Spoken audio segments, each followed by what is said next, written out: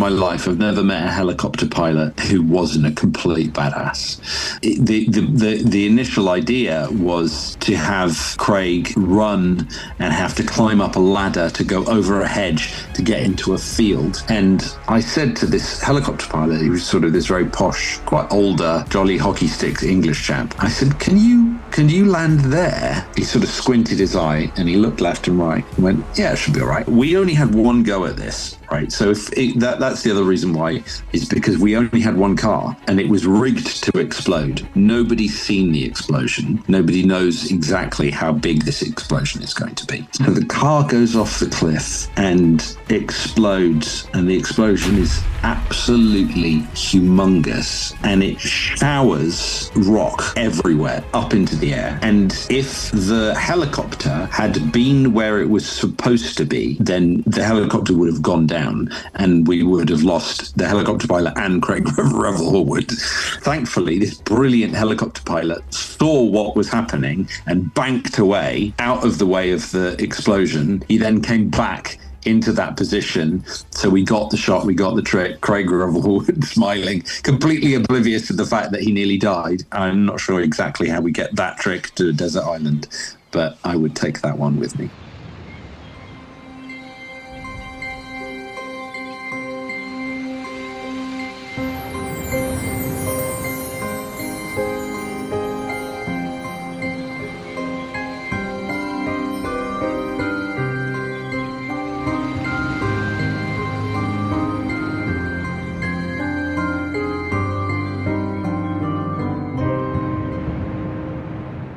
Hello and welcome to another episode of Desert Island Tricks.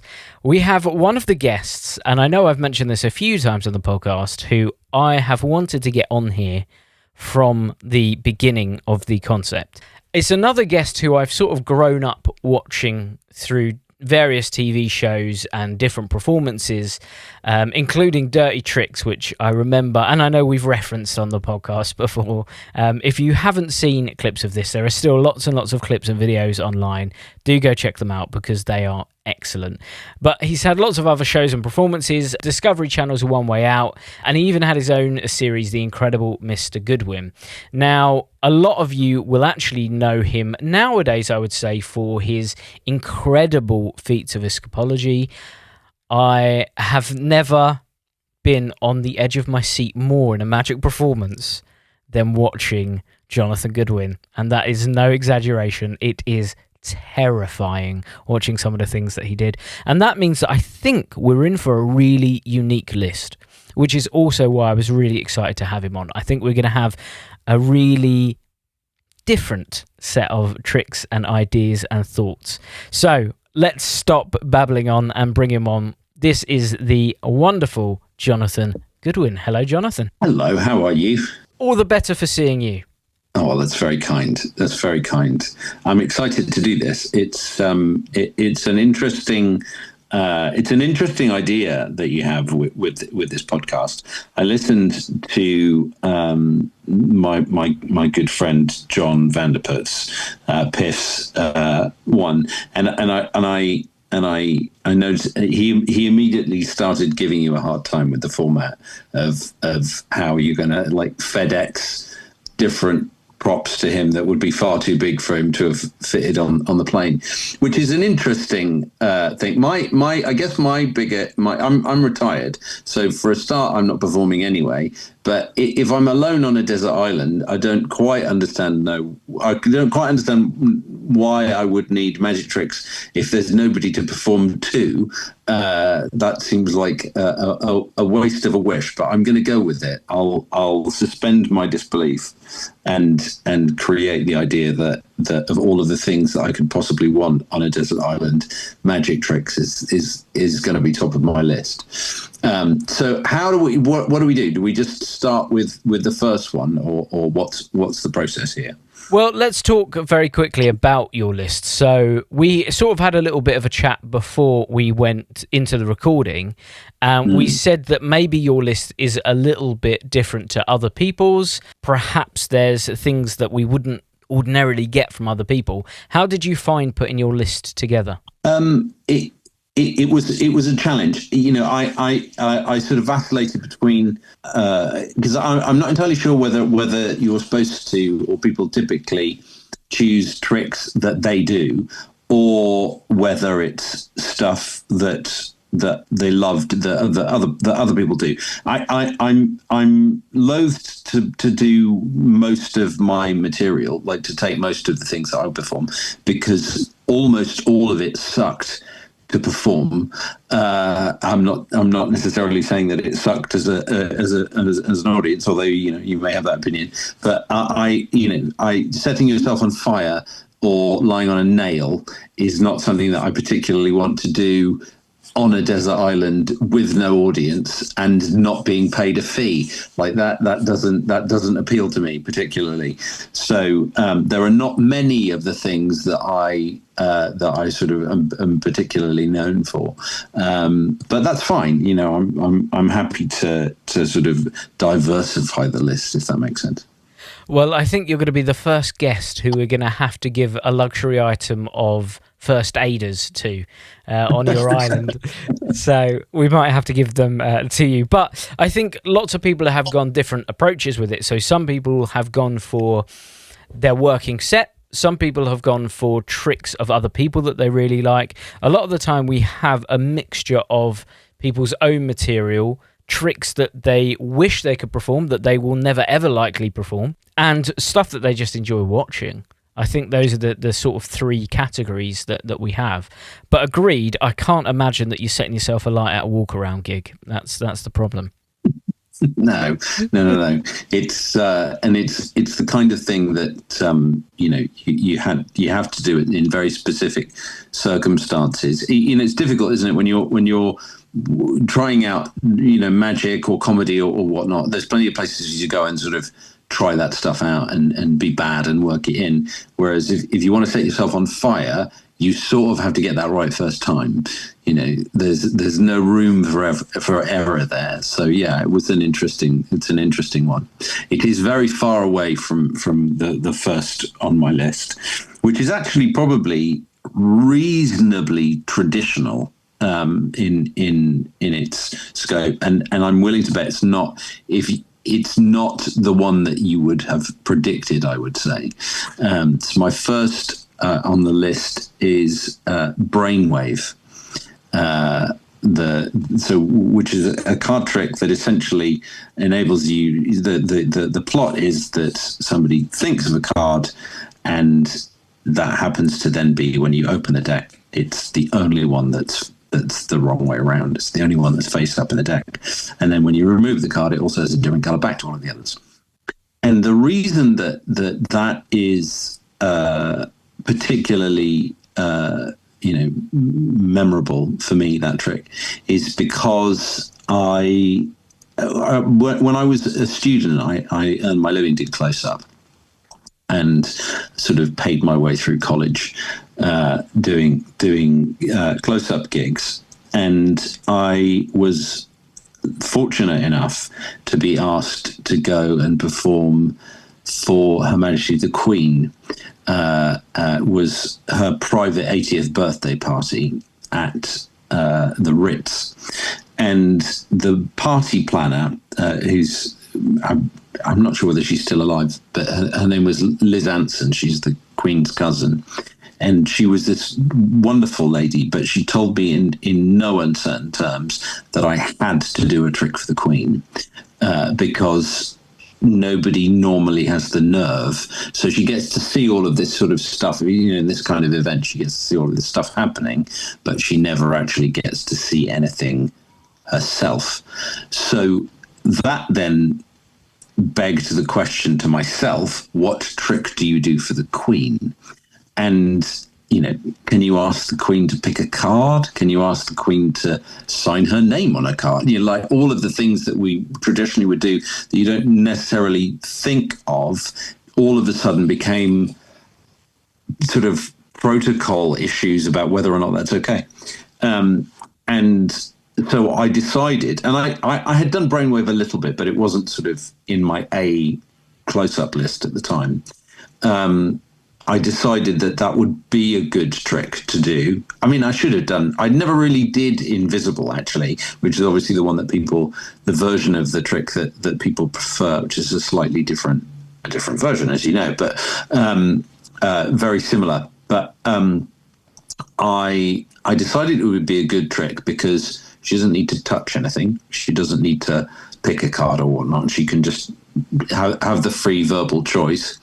And then we can go from there. So, cut forwards. I bought myself a Brainwave because I didn't have one for some reason at the time, and I won't expose the trick, but essentially the challenge of Brainwave is if they can say any card, they have a free choice of card, then the skill involved is finding the card that they chose, if that makes sense.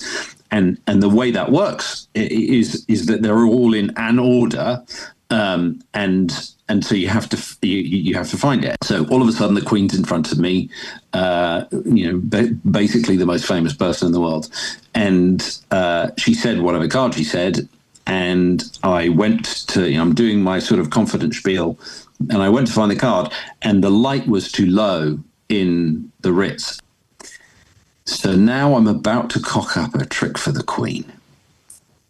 And time slowed down in that moment, really. And I imagined what was about to happen. I visualized it in the microseconds that I, as I was sort of spreading through the cards, desperately looking for the pencil dot. Time slowed down. I imagined myself showing her a card. She says no. I say in for a penny, punch her in the face. It was I was really imagining a complete downfall, in the moment. And so, as you all know, if you ever perform the trick or you've fiddled around with it, I was basically making a 1 in 26 chance that I was going to get it right, and I took a guess, and I was right. I actually found the right card, and I think I was far more impressed with the trick than she was, for that reason. So because of that, Brainwave is probably my first choice, just because it's got a good story attached to it. Well, the whole thing just sounds petrifying. I'm not going to lie. It sounds absolutely petrifying. But how does the Queen react to a magic trick? Does all composure just drop and she goes crazy, or does she politely clap on the back of her hands and move along? No. She was lovely, and I have to say that about all of the royal family were there. I've interacted with them on a number of occasions since, and they're all cool and actually kind of normal. And so she reacted beautifully. It was great. I mean, she didn't say bugger me, or whatever. She was polite about her response, but no, she's cool. I loved her. She was very normal, actually, and just chill and lovely company. She was very charming. Well, I'm already invested in this list just in the first trick.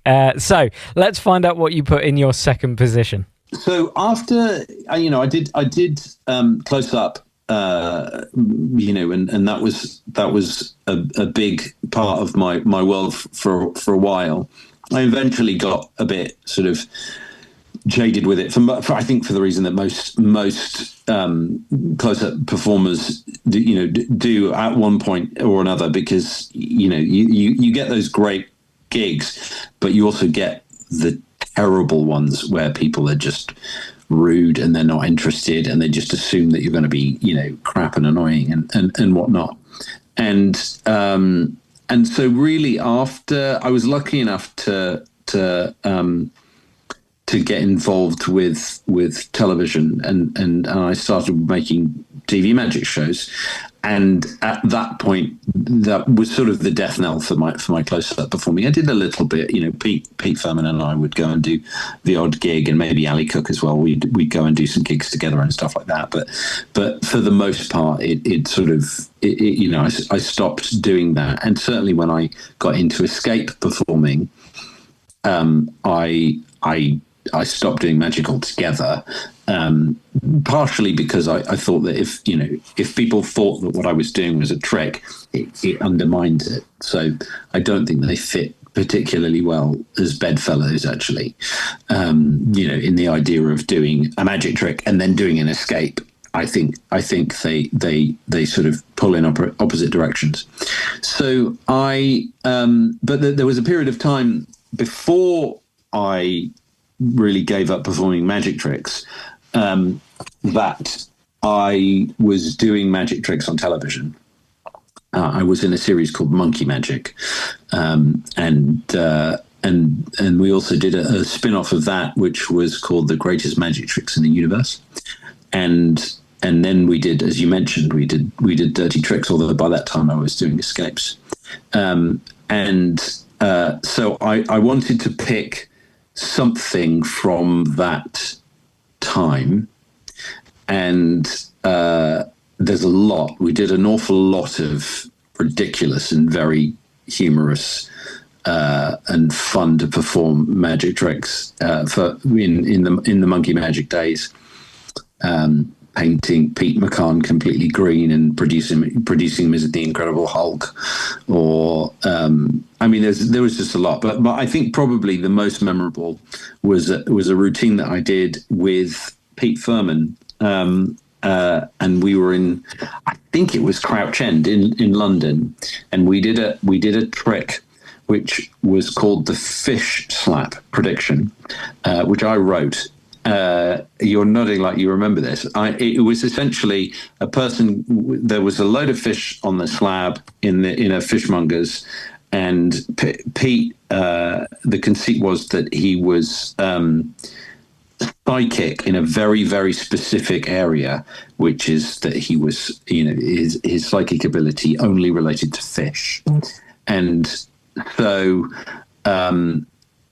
he. The audience member would just think of a fish, and so then I would pick up the fish one at a time. They're concentrating on their fish. I would pick the fish up one at a time and slap Pete in the face, and he would say, no, not that one. And I'd pick another one up, a cod or whatever, and slap him in the face with it, and he would go, no. And then eventually he sort of unwittingly or wittingly, I guess, found the right one. I think it was a trout, and he kind of started to make out with it, like snogging this trout. And he goes, "Yeah, this is it. This is the thing." And the lady is surprised. That was the one I was thinking about. And then he says, "Well, here you go. You can have the fish as a prize." And my response to that was, "Well, Pete, what does somebody want with a dead fish?" And then Pete goes, "Oh, there's a really good point." And he puts the fish in a tank that happens to be in the aquarium, and it comes back to life. And that was the end of the routine. The reason that's on my list is because if I can spend time, I know he's not on the island, but if I can spend time slapping Pete in the face with a fish, then that would be good time on a desert island. I would enjoy that very much. There is also a very funny element, which part of the explanation for that was that we had essentially a pause in the filming. Somebody had a camera problem or a microphone problem or whatever, and the challenge then was that we would swap the fish that they were thinking about, and essentially it's this is what happens in angling. You sort of take a fish out of the water and it'll wriggle for a moment or two, and then it'll stop and it'll go still, and then when you put it back after after you've weighed it or whatever, if you're fishing, it swims off just fine. So we had, and I granted this is sort of vaguely exposure, but I also know that nobody else is doing this trick. It's not. I'm not spoiling anybody's living by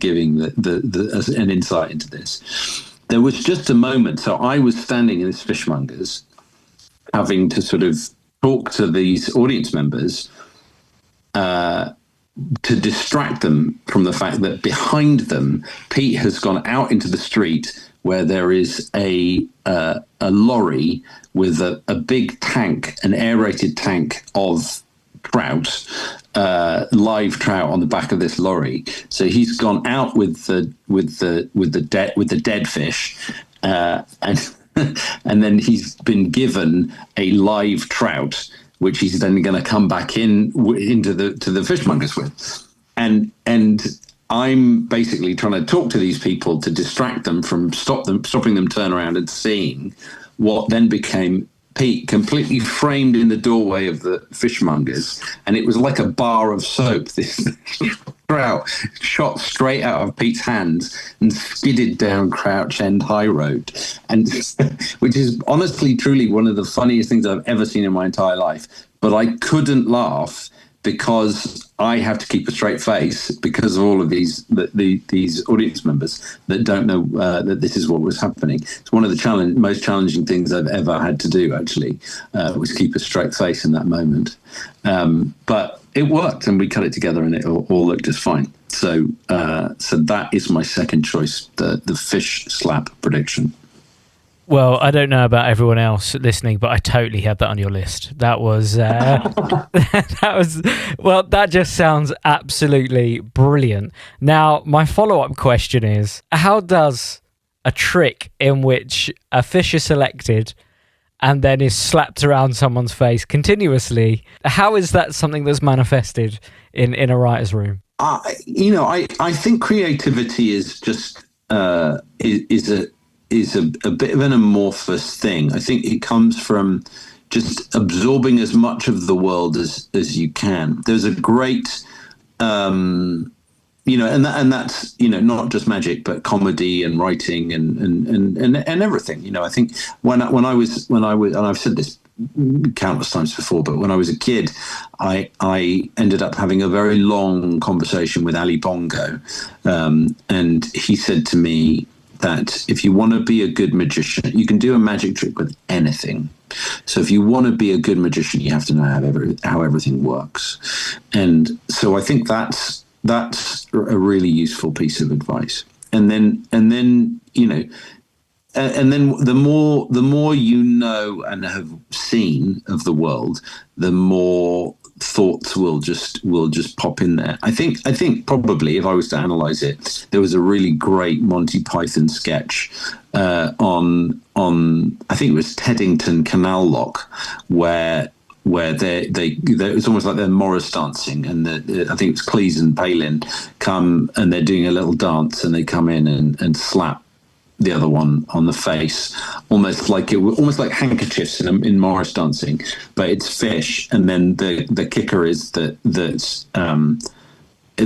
I think maybe the third time it happens, one of them's got a massive fish that hits the other person, and they fall in the canal lock. So that was probably an image that how do you combine that and make that a magic trick? And also, it wouldn't have been difficult for me to just fantasize about hitting Pete in the face with a trout. That's probably where it came from, actually.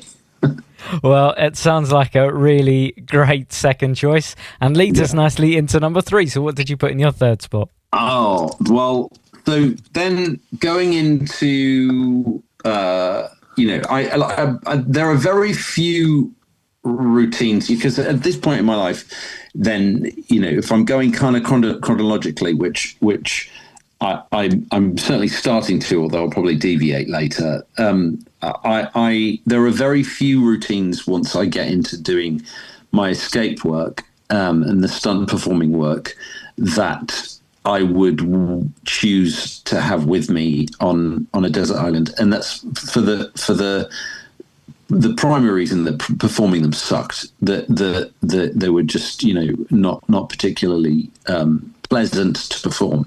But the one exception to that, and which I thoroughly enjoyed performing, and also would be handy on a desert island, would be my crossbow routine, and that was, I created a number of different crossbow routines in my career, but the primary one, the main one, was essentially there's a little circular narrative section to it. So I would come out and I'd say, in what you're about to see me perform, I'm working with two of the bravest and fiercest ladies in show business, and I'm going to introduce them in a minute. But first, I want to talk about the crossbow. And I talk about the crossbow and how it works and how fast the arrow flies and all of that. And I would do a little demonstration and shoot a balloon on a stand, and all of the arrows land in a target that's on the stage. And then I would introduce my assistant. She would come out, and I would basically then start to make crossbow shots that are increasingly difficult, and all of the targets are things that she's holding either in her hands or in her mouth. The edge of a piece of newspaper and flowers and whatnot. Increasingly difficult shots. The last one being a blindfolded shot where I'm shooting something off the top of her head, and that's the end of the routine. Everybody's, responsive in that moment. And at that point, I would say, do you remember right at the very beginning, I said I was working with two of the bravest ladies in show business. And then I would open up the crossbow target, and inside is a second assistant that you didn't know was there, who's surrounded by all of the arrows inside. And I was fond of that, because it's one of the things that I did where I was in no danger. It was just fun. It was fun to do, and I had always loved it. The person that created the Crossbow Act was Hans Moretti, who I'm going to talk about a little bit more later. But Hans and his brother did a sharpshooting act with rifles. They were actually shooting live rounds on stage. And they were very successful with it, but they had real problems when they were booked in other countries transporting the guns for obvious reasons. And so they switched to crossbows because they were just less restricted and it was easier. And it was just one of those happy accidents, really. They're much better. You can see the projectile fly, and you can also see it sticking where it's landed. And so they developed this amazing crossbow act. If you've never seen Hans Moretti's crossbow act, then I urge you to check it out. I'm pretty sure it'll be on YouTube, with his amazing, fearless wife, Helga Moretti, who was wonderful. So yeah, I would pick crossbow, because also useful on a desert island. You can do your routine, and then you can get your dinner at the same time. Well, I think if I was doing my Jonathan Goodwin bingo for real, taking out my comment about the fish lap prediction, I would have put crossbows in there somewhere, because it's something that when I think about performances that I've seen from you over the years, it's one that stands out. And there's been, like you say, I think I've seen one or at least two different crossbow things that you've done over the years. It must be really difficult to come up with concepts and ideas that seem dangerous, but also have that almost magic twist ending. And what I love about this particular routine is you said you have that second assistant hidden in the target. So when you're constructing your escapes, do you have that magic mind at the back of your head when you're constructing it, and you think, well, what can that what can that little bit at the end be that really hits the audience? Or do you go from an imposing perspective, like you said about the crossbows? That's an imposing prop on stage. That's terrifying, quite frankly. I don't know how anyone had one of those pointed at them. So what avenue do you go to when you're trying to construct these routines? I think that you're right, that one of the most important parts is what is the end.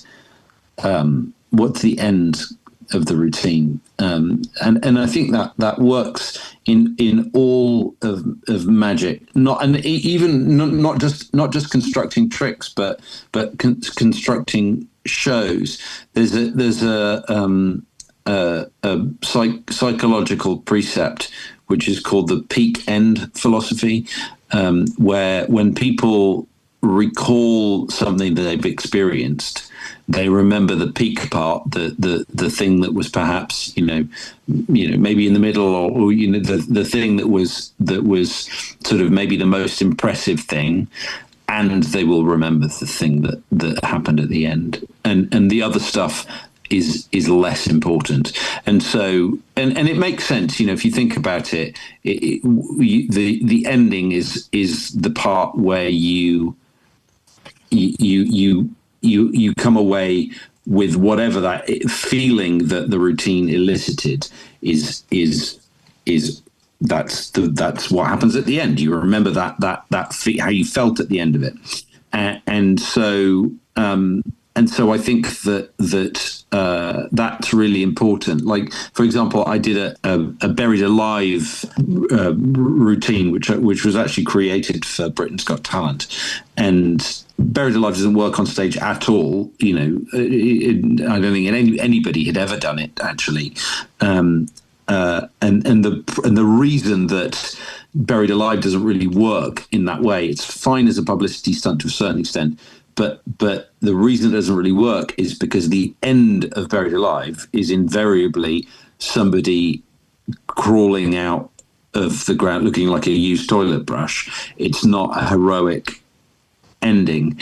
And I had an epiphany for what the end of that routine would be, where we would just dump all of the dirt onto the stage, and I would be left hanging in the middle. That's a heroic and ending that's sort of quite an amazing visual. So if we can create that, then it's worth doing. And so that's you're entirely right that starting at the end and working backwards, I think, is a really good way of creating things like that. Well, it's a great routine. I'm glad it's on your list. But that takes us to number 4. So what's in your 4th position?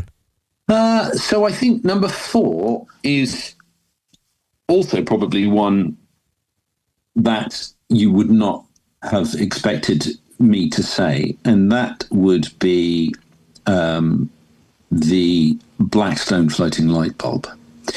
And I loved that trick. It is online, I think, somewhere, but there was an amazing special that Disney did. I think they filmed it at Euro Disney, and shortly after Euro Disney opened, I would imagine. It would have been about 1991, and it had all sorts of really great people in it. The Pendragons were in it, Arturo Brichetti, Tamariz, Hans Moretti, and the sort of the main host of the show was Harry Blackstone Jr. And he did a few different things, but the thing that really stood out was the light bulb. And so if you don't know the routine, first of all, look it up. You can find it. But Blackstone had this incredible presence. He had an amazing voice. I remember the opening line of the routine is, "I promise you that what you're about to see, you will remember the longest day you live. Please watch." Now that's a hell of a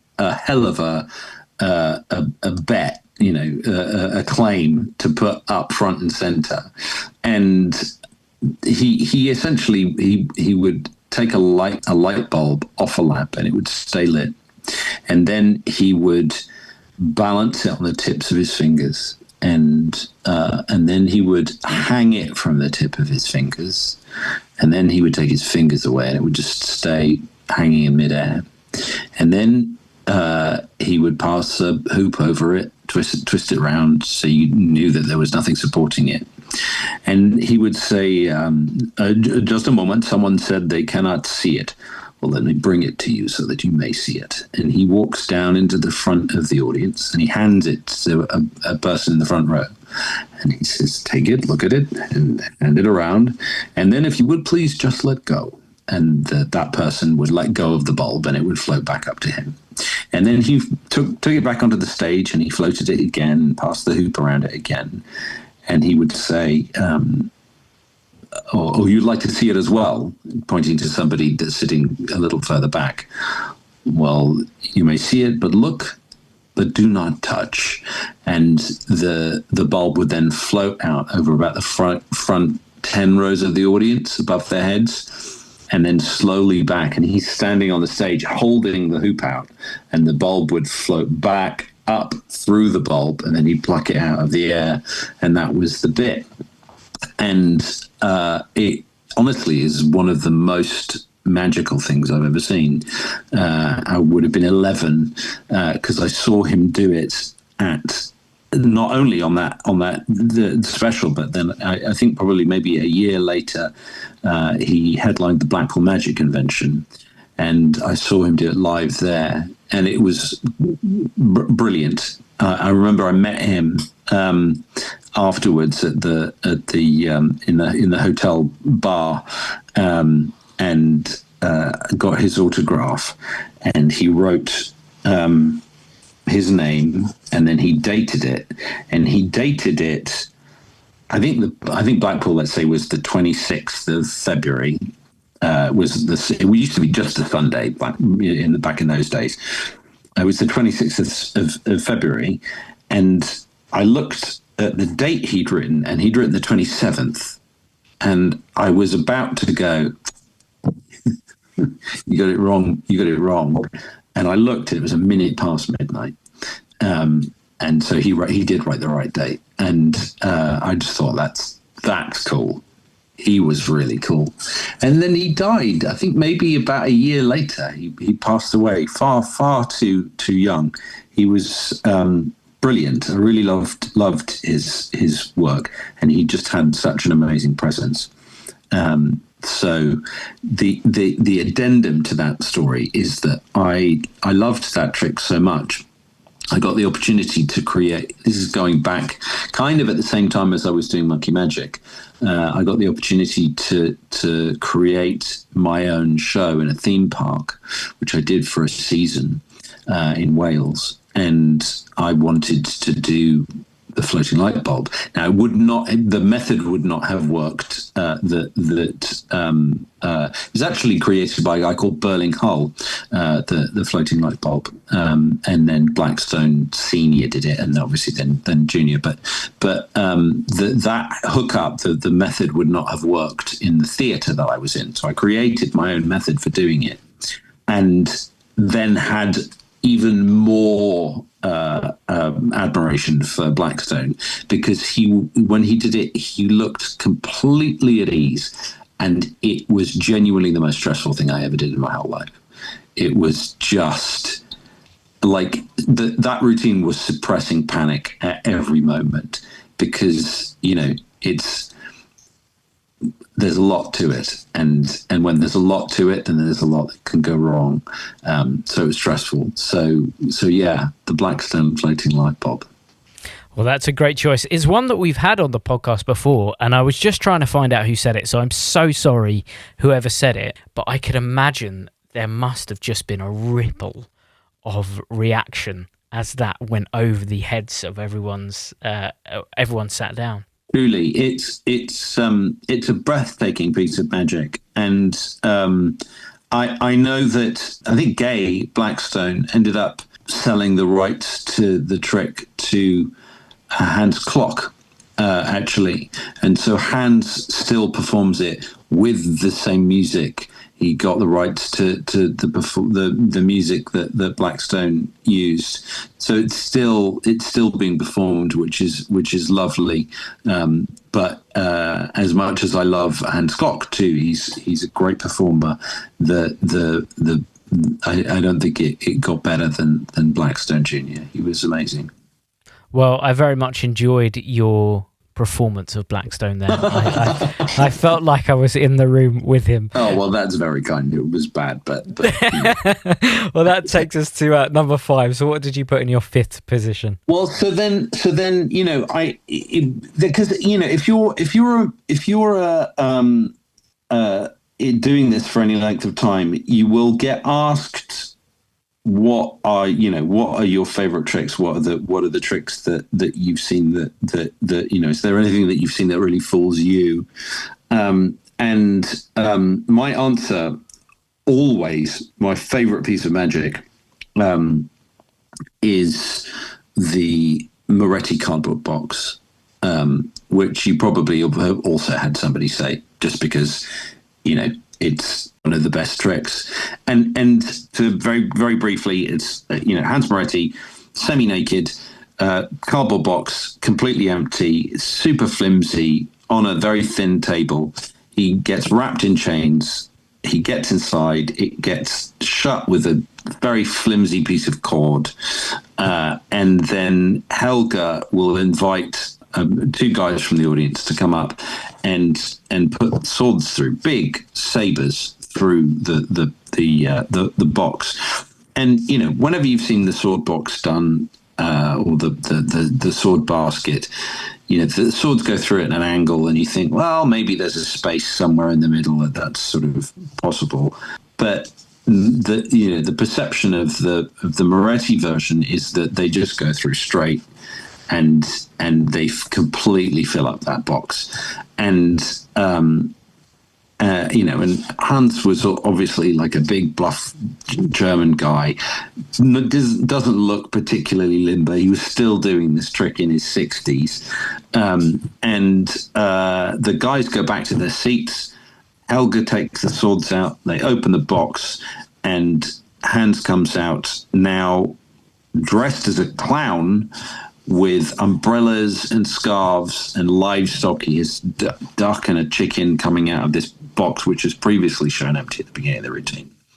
And it's just, it's the most extraordinary thing. And it's such brilliant thinking as well, because the sword box is an inherently flawed trick, and it's flawed because it ends in the middle. You put all the swords through, everybody goes, yay, the hand's still at the top, so we know that they're still alive. And now you have to just repeat everything we just did in reverse in order to get to the part that we already know. Magic tricks work through surprise, and there's no surprise, is there? We know the guy's all right, so it's okay. Well, not if the guy comes out dressed as a clown, with chickens and ducks and all of that stuff. It's the thing that you didn't see coming. He made himself the lemon in the chopped cup, and it's baffling. It's so clever, I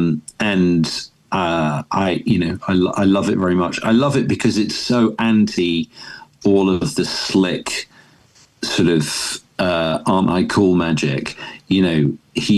It's very rugged, and it looks sort of cheap, and yet it'll nail your ass to the wall. It's such a great trick.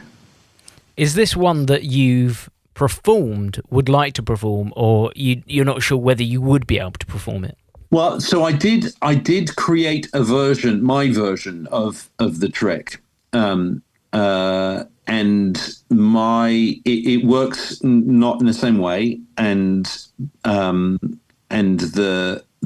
the kicker is that there is a second assistant that comes out of the box, and it was okay. It's a beautifully made thing. It took me a long time to to work it out, and that you to do that and make it safe, and you actually have the person in the box, and have the opportunity for audience members. I didn't end up performing it this way actually, but you could have audience members put the swords through.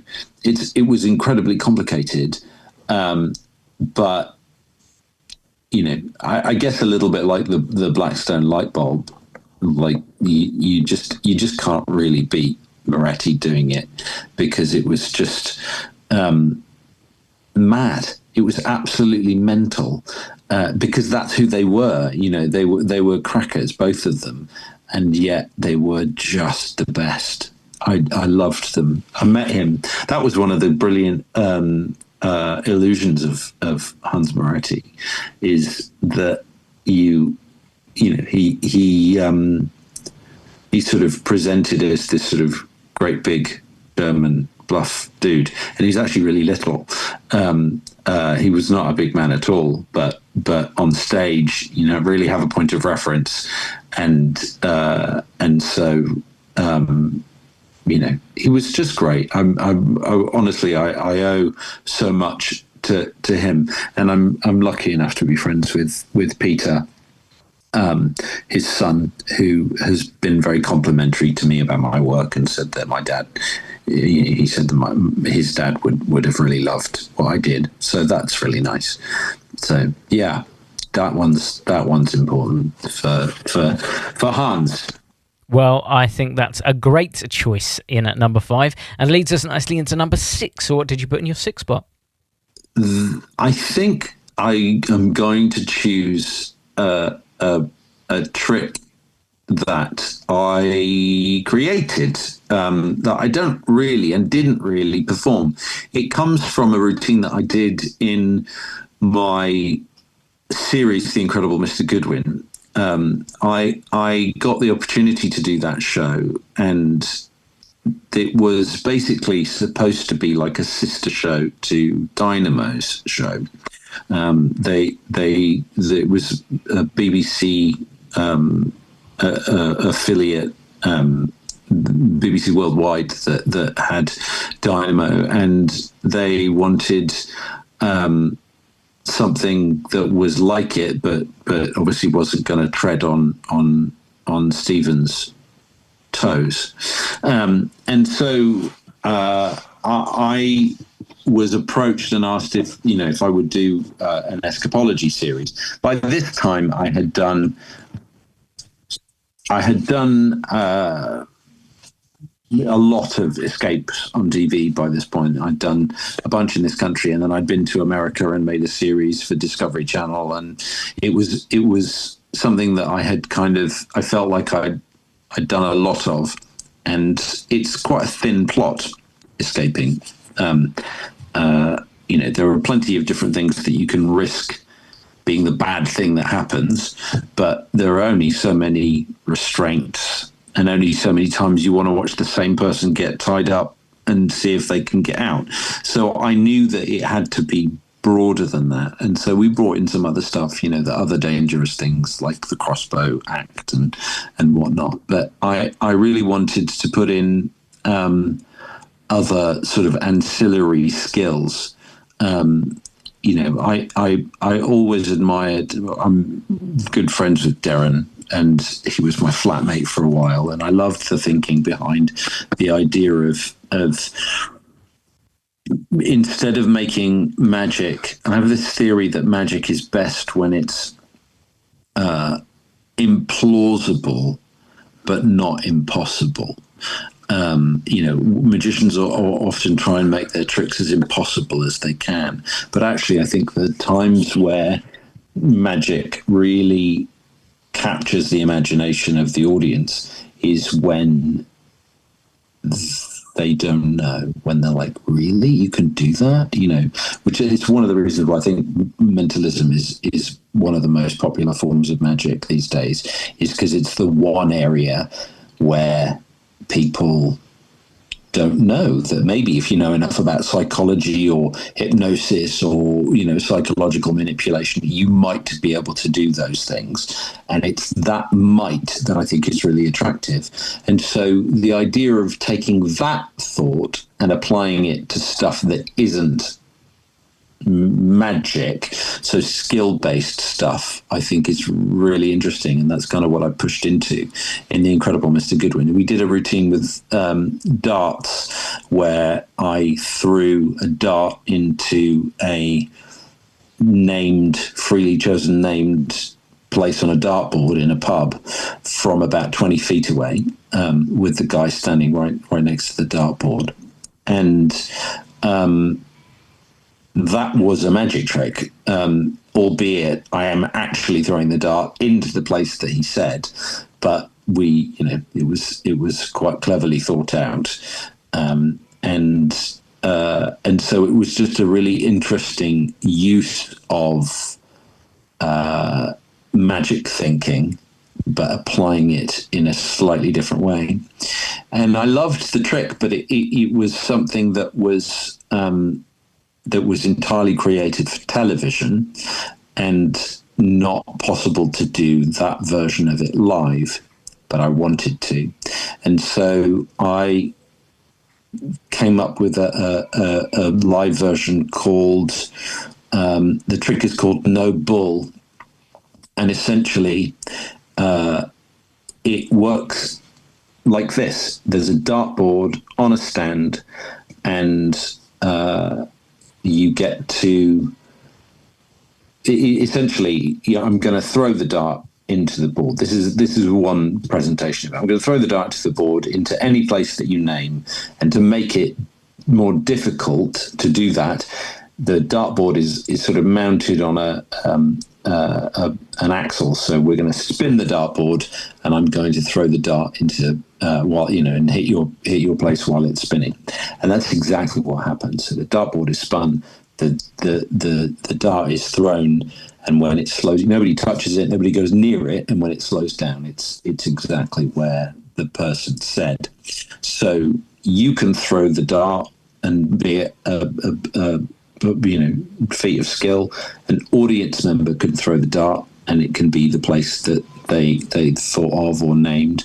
So you could make it a magic trick. You could have a prediction in an envelope. 3 audience members throw darts. They open the envelope, and you cleanly predicted whatever numbers they've thrown. And then you could also do it as a thought of piece without any kind of pre-show. They think of a number. The dart board is spun. The dart is thrown. It's sticking in the board, and at that point, they say whatever they're thinking of. When it's too late to change, and as it slows down, it's exactly where they said. And so I had the idea for how it would work, and a really brilliant engineer friend of mine called Graham Smith made one for me about 10 years ago, and it worked beautifully. And I performed it a few times, and then I got into performing with the Illusionists, and they only wanted me to do dangerous stuff, so I didn't really have the opportunity to do it in that show. And so that was that. And so after I retired, there were a few people that knew about it, and so that was the one that people started to sniff around and say, hey, would you be willing to sell us that trick? Darren wanted it, Dynamo wanted it, and I shouldn't call him Dynamo anymore, Stephen wanted it. And it made me think, they all wanted it exclusively, and it made me think, maybe this is something I should actually market. So we did. We put it on a stand at Blackpool, and there was so much interest in it. And so now it's available to pre-order, and it's called No Bull. This was one of the things from this year's Blackpool that sadly I didn't get to see. But it was honestly, every time I saw someone, it was, have you seen Jonathan Goodwin's dartboard thing? They wouldn't tell me what it was. They just went, I'm not going to tell you what it is. Just go and see it. Go and watch it, and you will not believe it can happen. So it must have really created a big buzz. It's what Graham's done is on it. He's I had the idea for the method in principle, but I'm certainly not an electronic whiz, and Graham is the person that has really put it together. It is incredibly clean. There is nothing. It looks like it should look. There is nothing that's sort of slightly dodgy or a little disappointing moment. It's and in at one level it could be a feature routine in a show, and at another level it's the cleanest, easiest out in a one ahead routine, for example, that you could have.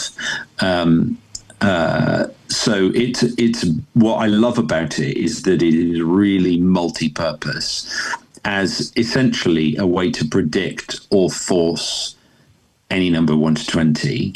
And I'm actually really excited to see what people do with it, the different routines that they come up with. It's going to be cool. Hello guys, I'm here to talk to you about Alakazam Unlimited. This is the best streaming platform in the world, I'm telling you now. With Alakazam Unlimited, you get access to over 150 magic routines. This is video performances and explanations. We have card magic, coin magic, kids magic, rope magic, mentalism, stage, parlor, impromptu. We've got you covered. All of this for the low price of just £4.99 a month, and you can cancel at any time. Perfect if you've got commitment issues. Yes, I'm talking to you. Guys, you are going to absolutely love it. If you haven't joined the platform already, what the heck are you doing? Alakazam Unlimited is a streaming platform that you need to be a part of. Not only that, there is also exclusive content only available on the platform. Check it out now, alakazam.co.uk. Cheers.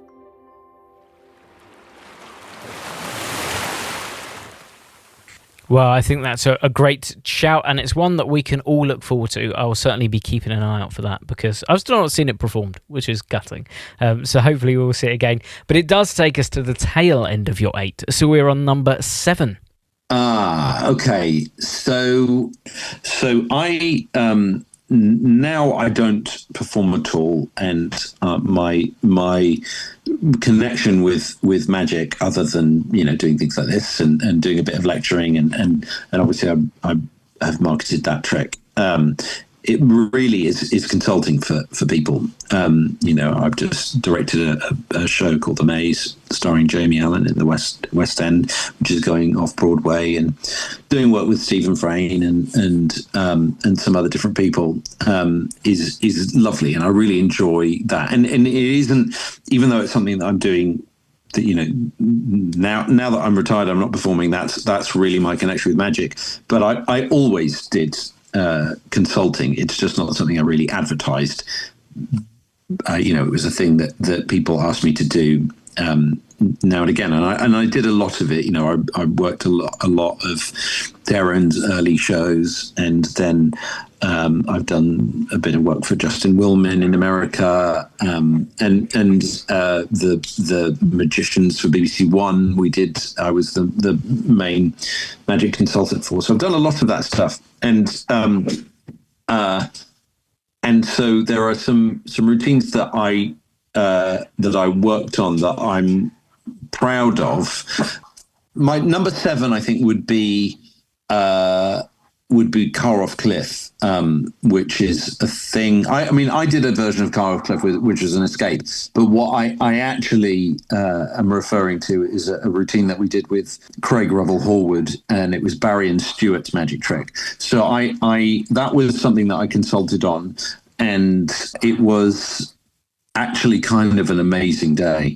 So the premise of the thing was that Barry and Stuart are teaching Craig Revelwood how to be an escape artist. They've apparently been practicing with him, and this is the big sort of finish. They tie him up, put a bag over his head, they bundle him into the boot of a car, and they put a brick on the accelerator of the car, which then has about sort of, it's maybe 50 feet from the edge of a cliff, with a lake below, and the car then goes off the cliff. No sign of Craig. This is all happening in a single shot, doesn't cut.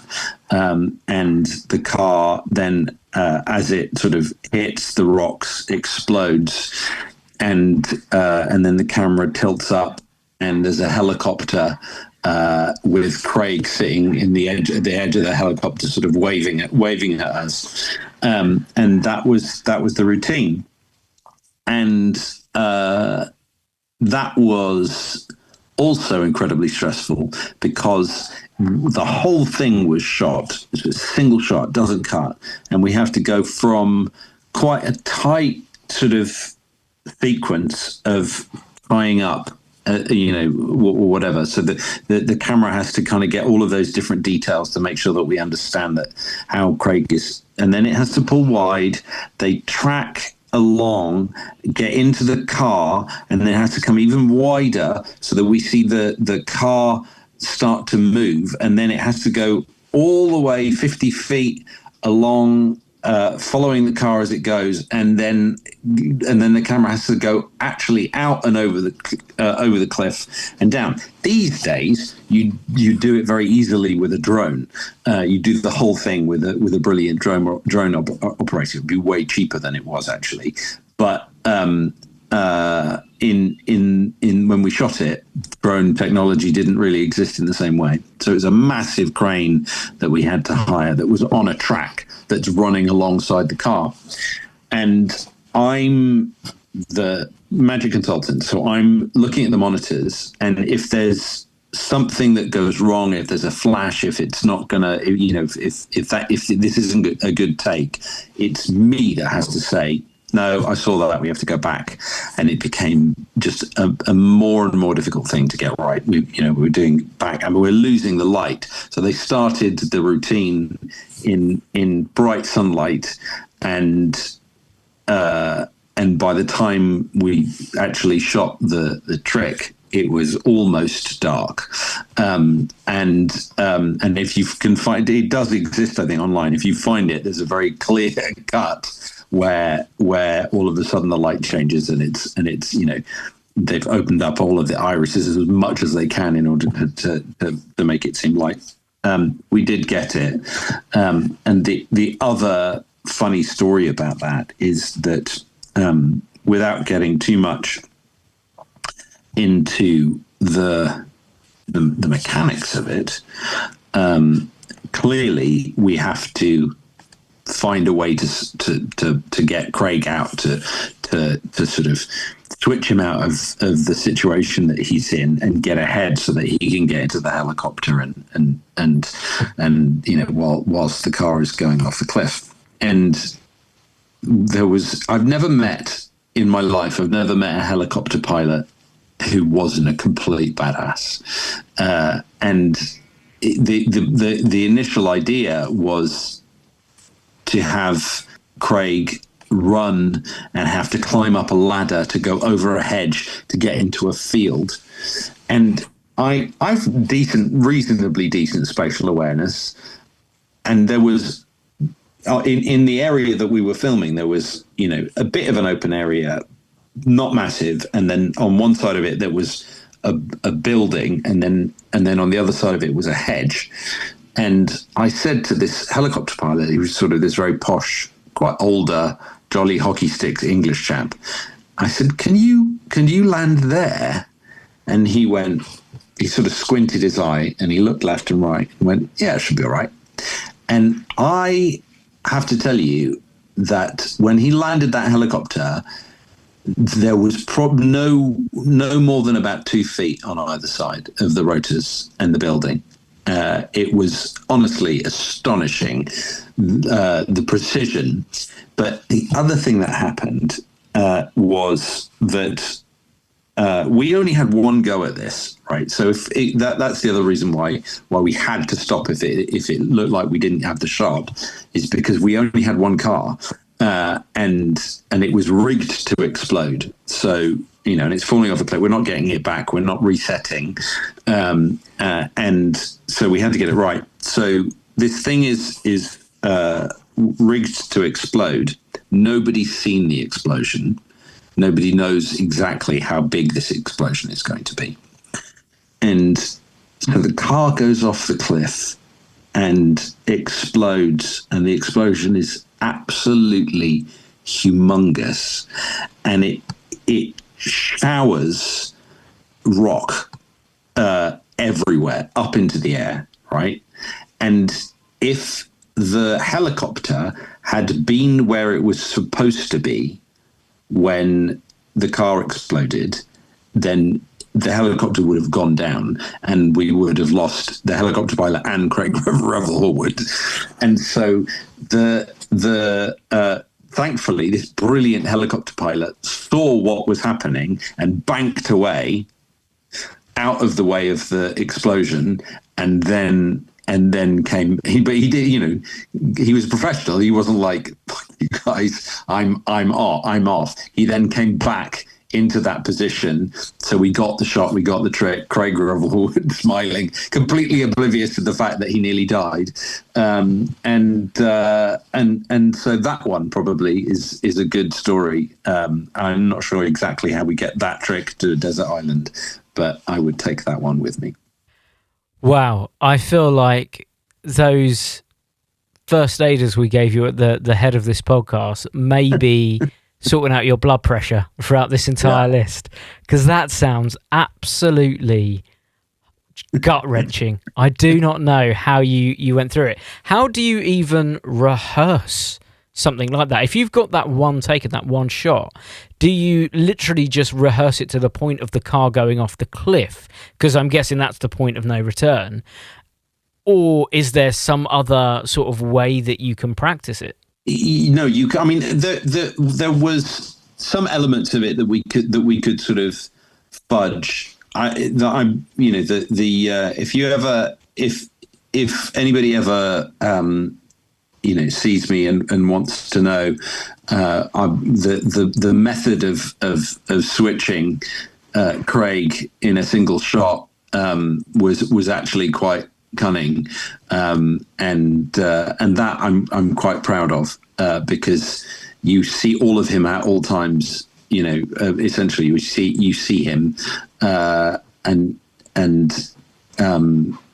yet we managed to get rid of him and replace him for somebody else, which was all quite lovely. So that part we could rehearse because it was sort of a bit smaller.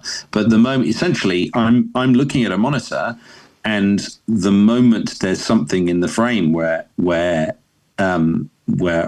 can't get around that in the edit, we can't, because we can't cut. That's the thing, is that a lot of the time, if you're doing coverage on a magic trick and you've got more than one camera, if there's a little moment, and I'm also talking about back in the day where, these days editing out stuff is much easier than it was then, and it was very expensive if you were going to do any of that sort of edit painting, of things that had flashed. That was a lot to add to a budget of a TV show, and so you wanted to be able to get it in one, and so it was stressful having to say no, stop, reset, and then we'd have to pull everything back, and the camera would have to come back, and you've got a lot of people. There's a big crew there, essentially inherently annoyed with me, even though it's Barry and Stuart that are cocking the trick up, or Craig Revelwood that's cocking the trick up.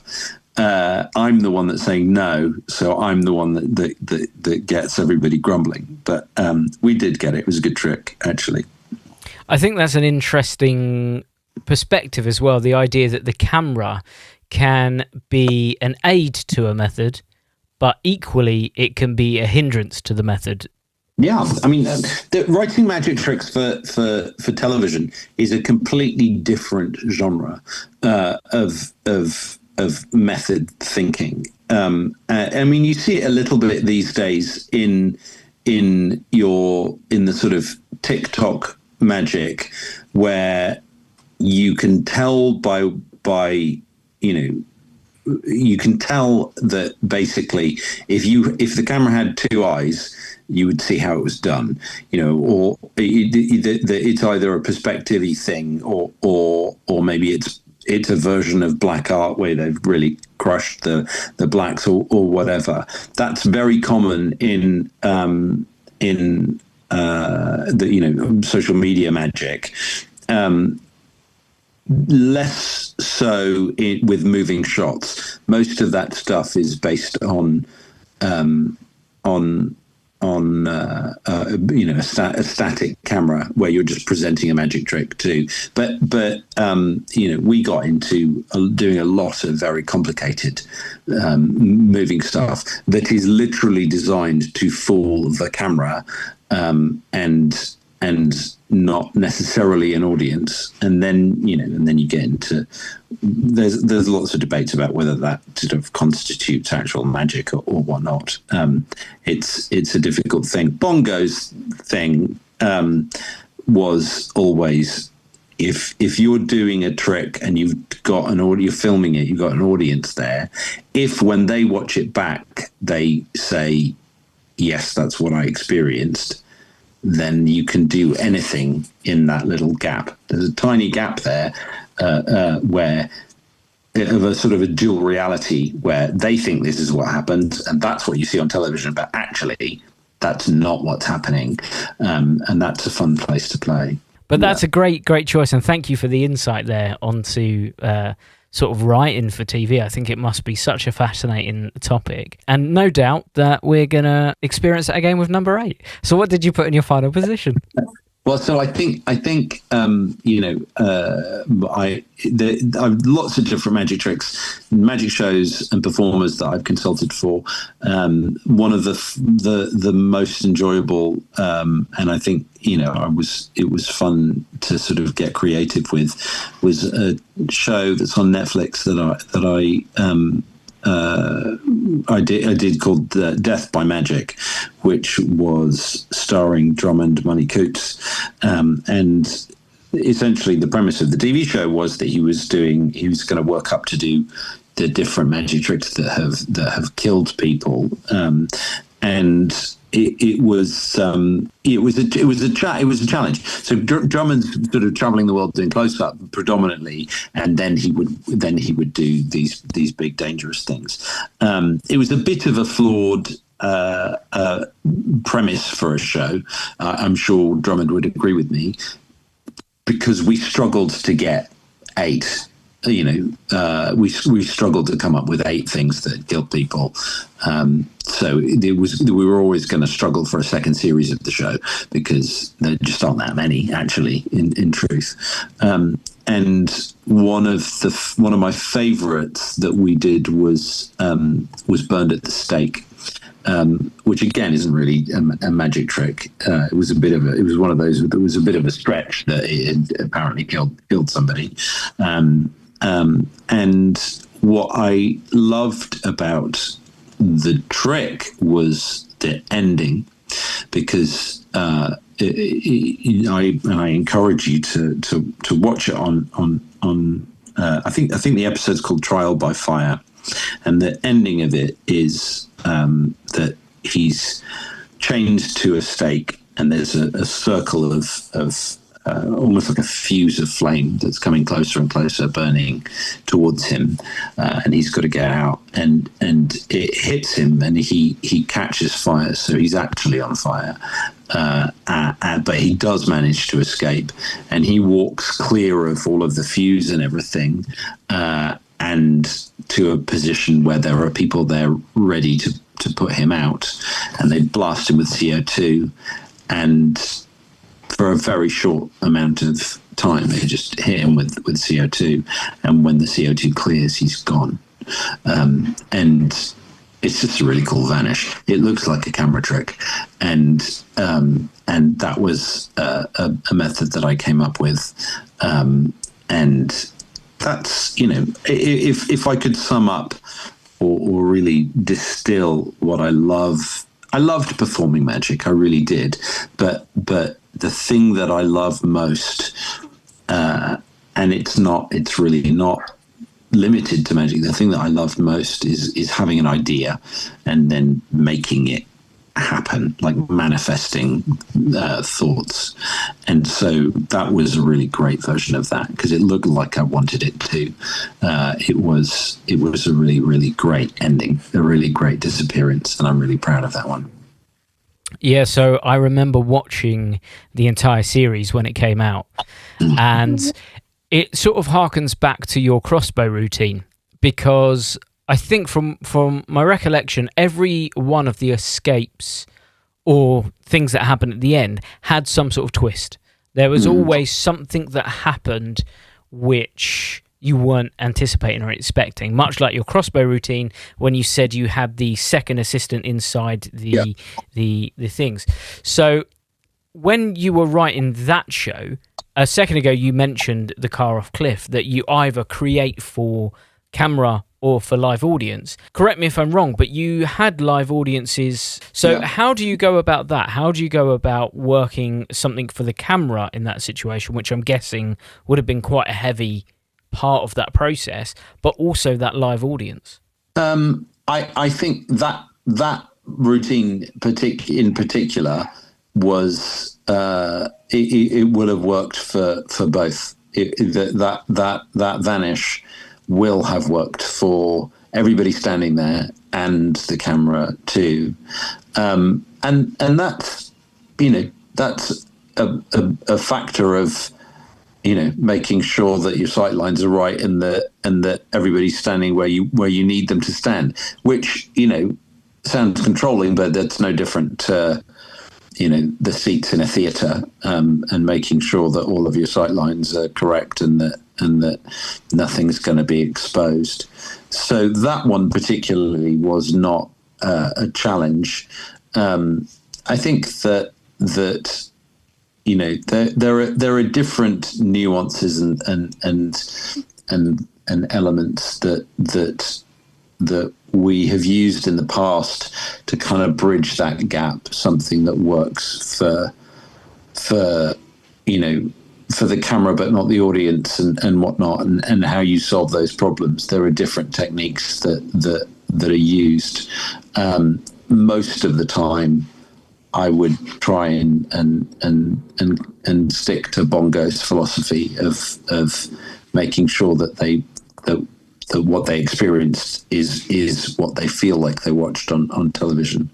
Sometimes that's not always possible, but I think that's the best kind of TV magic, because then you get real reactions and ultimately, as Blaine, and Stephen have demonstrated, that the most important, magic doesn't work on television particularly well, because now we're savvy and we know about editing and we don't quite have a sense of wonder that we would have if it was happening in front of us.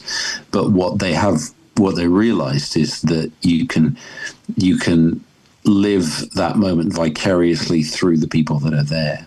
And if their reactions are real and they feel like they're losing their mind, well, now I'm enjoying it, because I'm enjoying what they're experiencing, and you live vicariously through their experience, which is really smart of David, and has given TV magic a bit more of a life, I think. Well, I think that's a great one to close out your list. And, we said at the top of the podcast that it was going to be an interesting list. And going through it, we started with Brainwave, the fish slap prediction, that's hard to say, Crossbow Routine, the Blackstone floating light bulb, Moretti Card Box, Noble, Car Off Cliff, and Burned at the Stake. I can honestly say we're never going to get anyone that says a list like that again. I think that's a very much Jonathan Goodwin list, but it does bring us onto your 3 curveballs. So of course we've given you 8 tricks, but now you only have 1 each of these. So let's start with your banishment. What did you banish from your island? I'm going to pick, this is tough because I'm going to upset people, but I'm going to ban silent manipulation routines is what I'm going to ban. And I think if I can justify that, I have good friends that do those routines, but I don't quite get it. They feel to me like magic for me is always about a sort of a two-way relationship with an audience, where I in order for me to really kind of enjoy and engage with a magic trick, I need to feel involved or connected to it in some way. And I think that the baseline of magic is the magician who is essentially going, look at me, I can do something you can't do. And that's what those routines do. They're not really involving me or connecting with me, other than going, hey, look at me, aren't I clever? And then beyond that, a lot of them are artistically, they feel to me like an exercise in time wasting. If you go all the way back to the late great Channing Pollock, who's arguably the godfather of these kinds of routines, he would produce a load of doves one at a time, put them in a cage, and then at the end of the act, he'd made the cage and all of the doves disappear, and that was the act. It was essentially, why don't you just not? Like, why?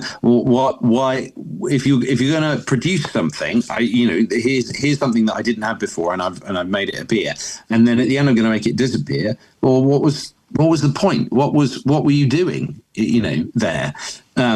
And other than just showing off,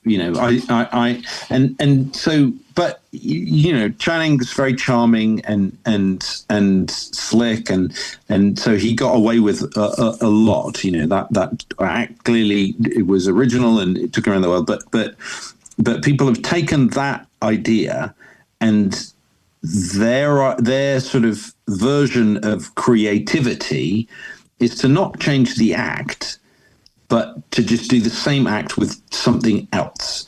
Like, I'm going to do that act with an arbitrary object. Like my friend Keelan, who is a dear friend, and he I'm sure would not mind me saying that doing that manipulation act with scissors, albeit he was a kid when he was doing that, that's not creativity.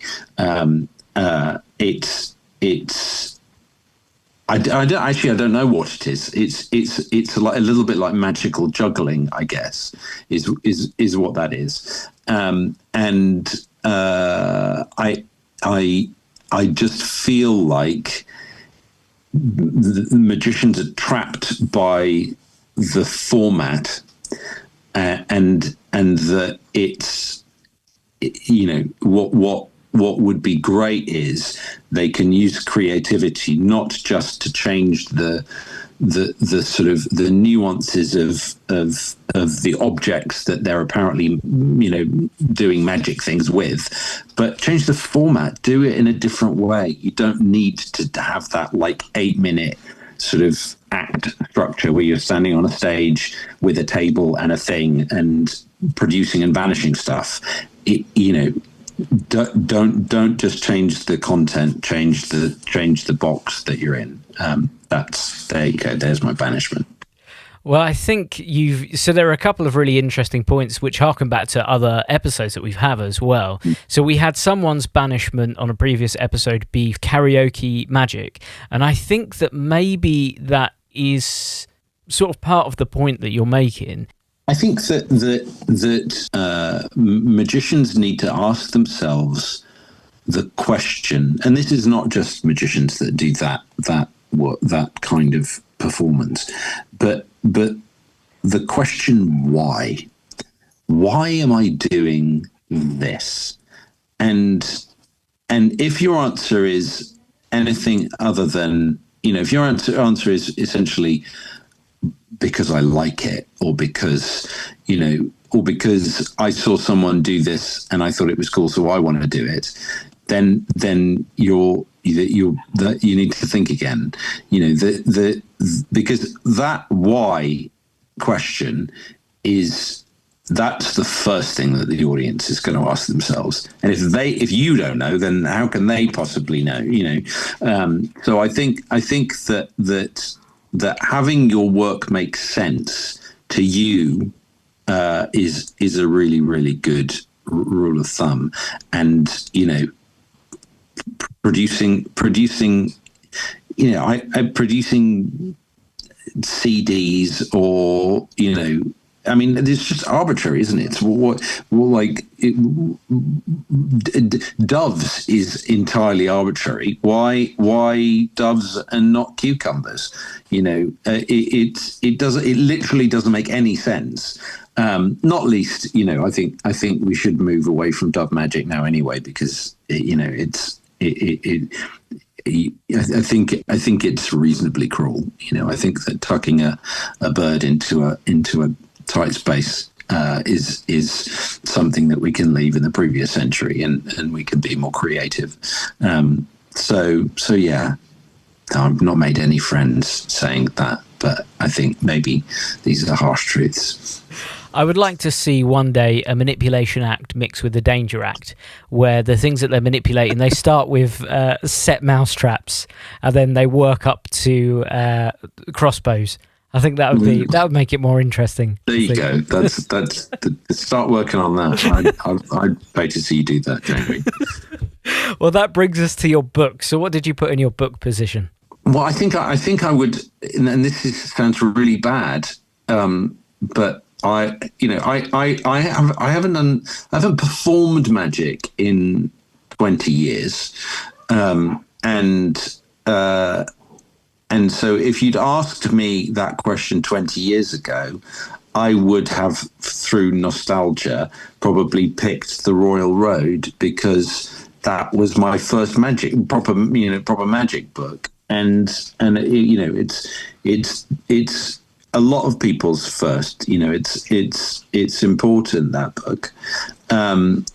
Now I think I would probably pick my book, and the reason that I say that is because the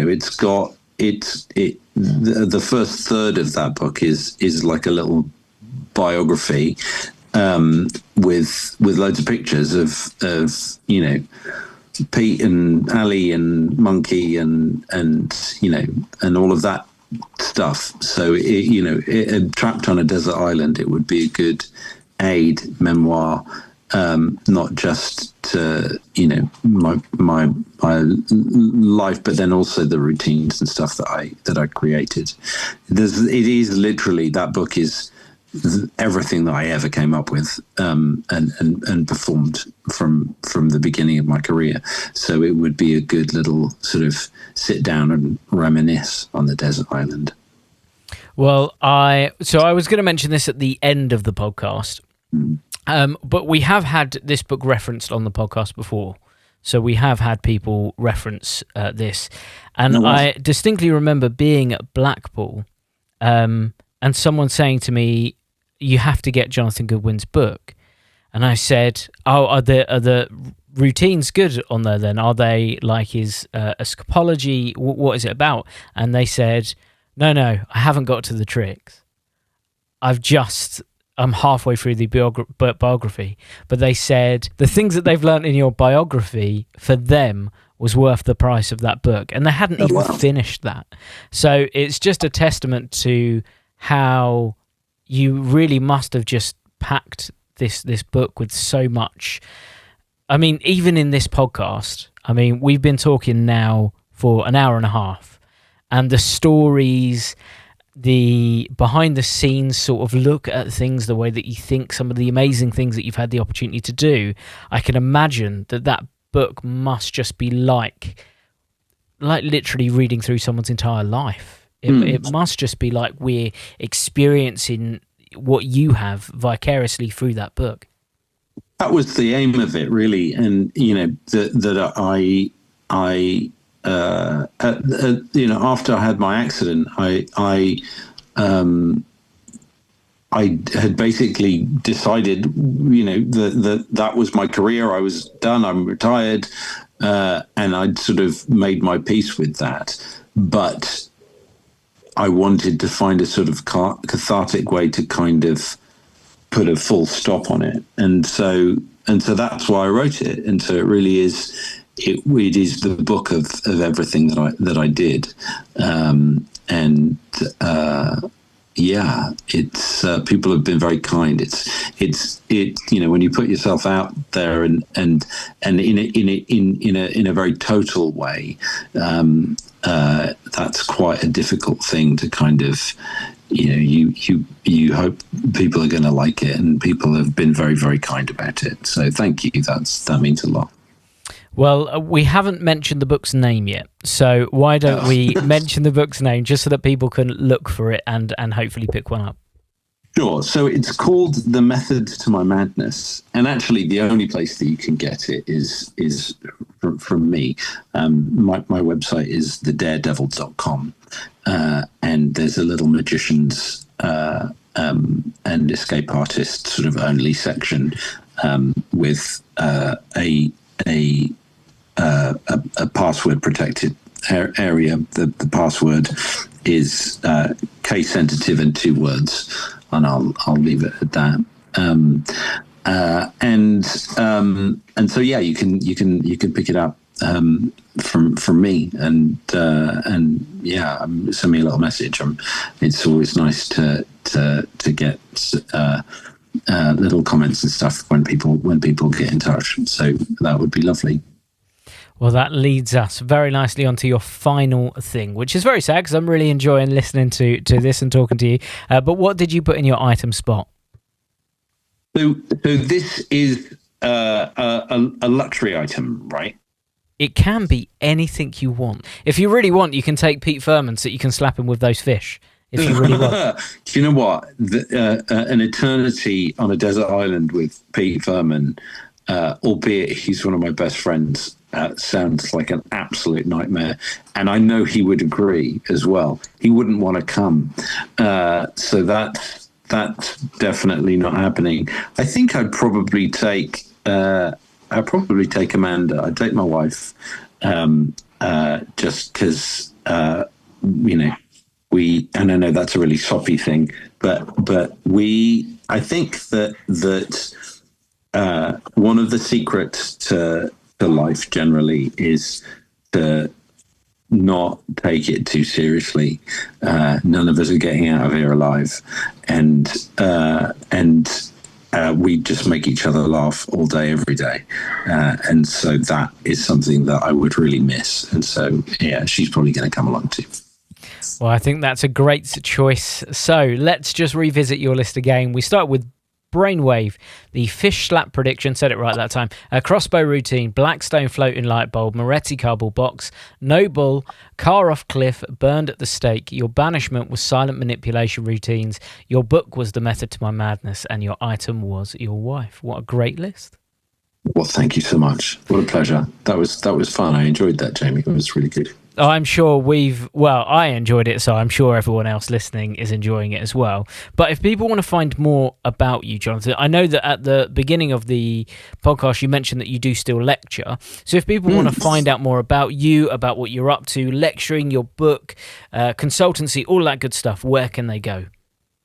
Well, probably social media is the easiest way to kind of keep up to date with what I do. My Instagram is Jonathan Goodwin official, and my website is thedaredevil.com. So please. I have a bunch of different exciting projects that I'm working on this year. That people will probably see my name sort of attached to this and that. I'm very happy to work as a consultant. I'm doing that for a number of different performers at the minute. I enjoy writing and creating magic tricks and making things better. It's a lot of fun. yeah, look out for No Bull, and if you want a copy of the book, just hit me up. Amazing. Thank you so much for your time, Jonathan. It's been a great episode. Pleasure. And thank you all for listening. Now, don't forget, we do have Stranded with a Stranger, where you can send in your list of 8 tricks, 1 banishment, 1 book, and 1 non-magic item that you use for magic. Simply send your list to sales@alakazam.co.uk with the subject line My Desert Island Tricks. That way it comes through to me, and we can get one of these recorded for you. Of course, don't forget to put the reasons behind your selections and send your bio through to me as well. So thank you all for listening. I'm sure you'll agree this has been an incredible episode. Do go check out Jonathan's website. Do look out for No Bull. And of course, we'll see you next week on another episode of Desert Island Tricks. Goodbye. When I perform at gigs, I look at effects that tick these 3 boxes. Is it super strong and powerful? Yes. Will it last with your spectators for a lifetime? Absolutely. And does it leave them with a souvenir that perfectly captures the moment of magic? If that all sounds exactly what you're after, look no further than the liquid forks. These forks have been custom designed to be able to bend right in front of your spectators' eyes. It's so easy to perform, it's so visual, and trust me, they will honestly keep this impossible object because they've seen it morph in front of their eyes. It literally does the impossible. Not only that, Liquid Forks comes with 50 of these forks in each pack, and it comes with the full Liquid Forks routine taught by the world famous David Penn. Not only that, we have a subscription service. If you guys love these forks and you get through them at your gigs, we now offer a monthly subscription where you get sent a box through every single month at a 10% reduced fee. Like I said, you guys are going to be loving these. You're going to be performing them every chance you can. Trust me, the reactions are second to none. So guys, head over to alakazam.co.uk, pick up a set of liquid forks. You will not regret it. Easy to do. Leaves them with a killer souvenir. And to be honest with you, it's not cards, it's not coins, it's not mentalism. It's something beyond belief. Check it out now, guys, the liquid forks.